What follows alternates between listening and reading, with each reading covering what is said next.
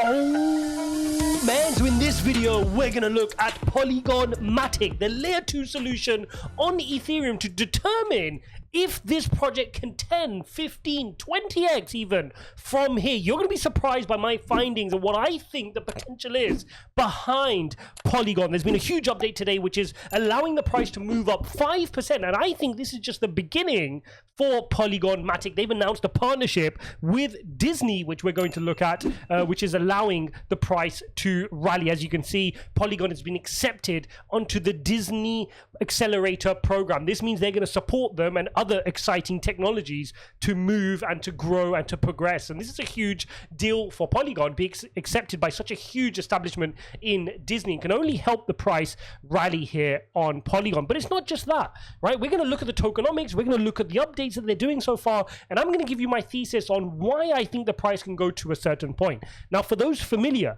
the Polygon is a token we've been talking about a long time on this channel. It's something I continue to dollar cost average in, and this is what I call a blue chip. When I don't get excited by certain other new projects, why is it? Because I'm focused on blue chips, the ones which have survived previous bull and bear markets, that have been there, that nobody cares about when it's uninteresting, and those are the ones I'm accumulating. You guys will see as we monitored this through last year, we were monitoring this through the cup and handle pattern, even at low prices such as here, around the 60 cents mark, 67 cents mark, and we were trading this really successfully. I saw we met our first price, our key cup and handle price target towards the end of last year at $2.70. So congratulations anybody who's watching from back then. If you were, do drop me a comment if you were there when we were monitoring it. Now since then, this was a standout performer, but with the rest of the market, it's taken a tumble to the downside, and these are exactly the projects I want to accumulate. I say this time and time again, you want to be accumulating projects which are falling due to the wider market, but when the wider market was okay,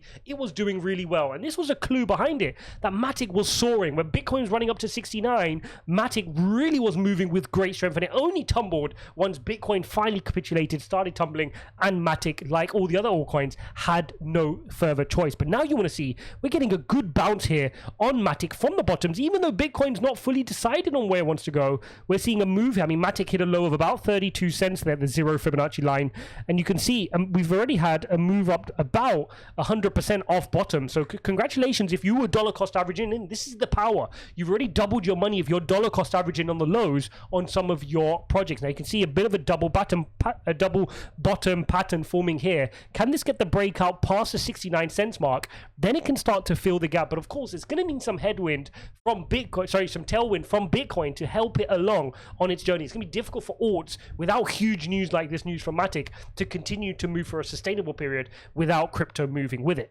Now, it's not just that. Let's look at the progress that they've been making. I mean, they had a huge partnership with DraftKings, who also became a network validator. I mean, this is a $23 billion company in DraftKings. They partner with Stripe, one of the biggest payment apps out there that collect payments globally for software companies, for other vendors. They want to enable crypto payouts, and they want to do that with Polygon, starting with Twitter. This is huge news in 2022. Also, we had the partnership with Facebook. Facebook are testing Ethereum and Polygon NFTs on profiles, and they're going to do that with Facebook and Instagram. Huge. And also, not to forget the partnership with Reddit, who want to do NFT avatar marketplaces, also using Polygon. Really big, huge updates. Now, let's focus on tokenomics. As you guys know, when I do my normal tokenomic breakdowns, I like to look at comparative companies, right? I look at Polygon, I'll find other people that are doing a good job, such as Polygon, and therefore we can get to a price target. But we can't do that here, right? Because Polygon, and if you haven't watched my layer 2 video, I'll post it here, and in that video I compare Optimism with a whole bunch of other layer 2 solutions, but Polygon is the standout. Polygon was the first layer 2 solution. They're the de facto layer 2 solution in the place. They've got the first mover advantage, and they're the gold standard as far as layer 2 on the Ethereum blockchain. And you can see that if we just take a look at the history, peak market cap on Polygon took you to a peak of around 20 billion in market cap when the price was $2.87. So really huge move here by Polygon. So we already know it's been a 20 billion market cap project when Ethereum at its peak was about 570 billion. Ethereum, the layer 1 blockchain. Okay, so my view on this is if Ethereum can comfortably get back to all-time highs, that will be 570 billion in market cap. People, including the whole space, would fairly agree that full adoption hasn't happened. If ETH can get 2.0 completed, adoption should go through the roof as the gas fees are eliminated and the network congestion reduces. Therefore, you should be able to make a comfortable argument. I'm sure that I'm being conservative here when I say Ethereum could double its previous all-time high, right? People are saying Ethereum should comfortably get to 10,000. I don't think that's completely crazy. And if it does so, you're looking at an Ethereum around $100 billion in market cap. Now, that's on the conservative side. On the pushier side, you're looking at Ethereum at the $1 trillion market cap. On the tougher side, you can say, why can't Ethereum get to 1.5 trillion, right? As things start to adopt, Bitcoin will grow, the overall crypto space will grow. These are projections you guys can make. But the key definitive is, why can Polygon not have 10% of the market cap if it's the de facto layer 2 solution that everybody is using, all the key corporates are partnering with, it's the winner in terms of layer 2 on Ethereum, then surely it can command 10 to 20% of the market cap of Ethereum. And if Ethereum is sitting at 1 trillion, you could argue that a comfortable 100 billion to even argue up to a 200 billion market cap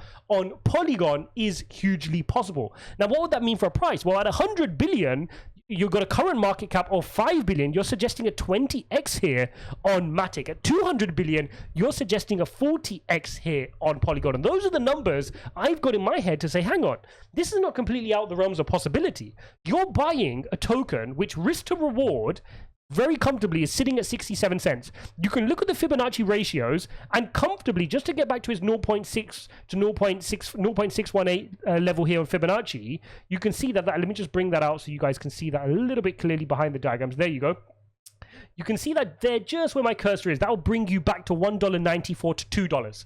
Okay, so at $2, what a great risk to reward investment there, taking your Polygon at 67 cents, buying and dollar cost averaging at these levels, and it can comfortably return back to $2. But the moonshot for it to be able to 20, 30, 40x from here, what great potential for a coin which has been there, done that. It's a blue chip. Why would you need to focus on any small cap projects right now which nobody's heard about? You don't. You can get in on a great project like Polygon, and that's what I'm thinking right now. These are the kind of platforms I want to look at, which have been there, done it, proven, have got the battle wounds, and yet the risk to reward because of this deep bear market are so skewed in our favor right now. One further thing, just for hygiene purposes, let's also take a look at the tokenomics, right? How does the circulating supply look? Well, you can see there's a max supply here of 10 billion MATIC tokens to be minted. Now, already 8 billion of that is in circulating supply. This is really good.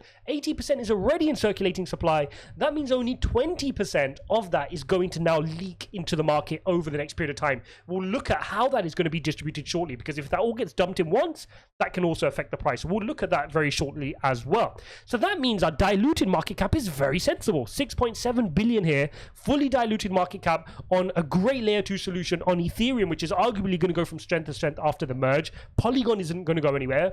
Companies are partnering with it, building great things on it, and they've got a really solid team. So looking good there in terms of circulating supply, looking good in terms of fully diluted market cap. Next thing you want to look at is, let's look at their investors, right? AU21, big investor from San Francisco, Alameda Research with FTX and Sam Bankman-Fried, Coinbase Ventures with Brian Armstrong, Binance Labs with CZ, gold standard investors in Polygon right now, and a really strong team with advisors, which you can look at as well. Moving things on from there, you then want to look at, okay, how did the initial distribution go? And you can see the percentages breakdown here, but the thing I want to look at is this, which is who currently owns the tokens. And you can see 41% was given to founders in the project, 22% are held by the investors who I just shared with you, and then 35.3 is pre-mined rewards and airdrops. Okay, so that was how the initial supply was broken down. Now, a little bit, quite a lot here, obviously, for the founders and projects, which you can expect for certain projects. You'd probably want that a little bit lower, but nonetheless, something which is workable in this situation. More importantly, you want to look at the supply schedule, and this is really important. So remember, I said 80% is already in circulating supply. Well, that still leaves another 20% which needs to come into the market. So we need to understand, when is it going to come in the market? Because as you push supply into the market, that puts downward pressure on your price. It stops you from getting that bullish momentum, that pumpability, like I like to say, in the price, because every time the price roars or goes on a rally, people with other interests are just dumping the token. So let's take a look. And what we can see is they've got this stepped approach. Okay, so they've outlined their step approach from 2019, and you can see that they hope to pretty much have everything all minted out, all 10 billion by about there, which is May 2025. So the spring of 2025 is when you have 100% of the MATIC tokens in circulating supply, and then you should see it start to become more and more easier to push the price up due to the lack of supply being minted into the market. Now, I also noticed that if you look at where we're currently supposed to be today, we're slightly below schedule. So if we take a look at where we should be today, just about here in the summer of 2022, we should be sitting at about 9.2 billion in circulating supply right now. So they're a little bit of a way off, right? Sitting at 8 billion instead. So a bit more to be dumped to the market. They're not following that trajectory completely to the T. So that is something to look out for as well. Overall, MATIC, a really stable project, definitely one which continues to be a big part of my portfolio. I was lucky enough to be accumulating at the bottom of that cup and handle pattern last year, so really have a good bag of MATIC. If I didn't, I would personally definitely be dollar cost averaging right now. I'm personally not doing that right now. I want to see if we get some lower prices, but I will be switching on my dollar cost average back on for my favorite altcoins once I'm done accumulating my Bitcoin and Ethereum position. Once I've done that, I will be picking up some more MATIC, as for me, it is a blue chip. I've been saying it from day one. I've been accumulating it from day one. And these are the kinds of projects I don't want to get distracted from. I want to focus on these good, solid projects which have good longevity and keep them as a sensible part of my portfolio. So just because I love it, just because I love the fundamentals, I love the tokenomics, I love the partnerships they've done and the projections that I can provide to say, oh, this is where I think they can go, I won't let it become misallocated on my portfolio. Very, very important. It will stay as a sensible portion of my portfolio. Maybe I'll regret that when it goes and runs and goes crazy, but I have to manage the risk. I can't be like 3 Arrows Capital. I can't be like Voyager. I can't be like Celsius. We have to manage our portfolios. We can't be DGens. We can't just allow, oh, I'm so excited by MATIC, I'm going to let it be 30% of my portfolio. It does not work like that. I've got a layer 2 portion of my portfolio. Most of that will be in Polygon, but I'll also hedge some of that layer 2 portion into other things like Loop Ring or Optimism, just to spread the risk out in case other layer 2s do well as well. Hope you guys enjoyed this video. As always, don't forget to smash up the like button and subscribe if you appreciate this type of content. You've got to let me know, guys. You've got to let me know in the comments what type of content you appreciate. Don't forget to sign up to BYBIT or BitGet if you want to buy Polygon. You can do so using the link below. They provide you a bonus and you can go ahead and buy Polygon with that. Hope you guys enjoyed this video. Like button, subscribe, watch this video here, and I'll see you in the next one.